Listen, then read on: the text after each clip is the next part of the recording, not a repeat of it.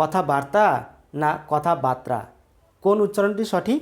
যদি আমরা শব্দের এই উচ্চারণটিকে বাক্যে প্রয়োগ করি তাহলে অনেকেই বলবেন তোমার সঙ্গে কথাবার্তা বলে ভালো লাগলো।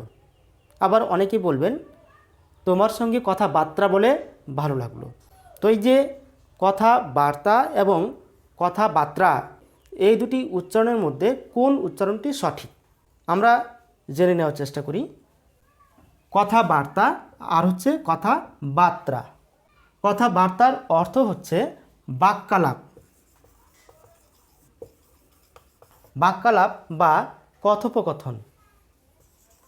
কিন্তু কথাবার্তা এরকম শব্দ বা শব্দের উচ্চারণ কিন্তু বাংলা ব্যাকরণের অভিধানে নেই। কাজেই কথাবার্তা এর কোনো অর্থ হয় না। আসলে এই কথাবার্তা এই উচ্চারণটি কথাবার্তার বিকৃত উচ্চারণ।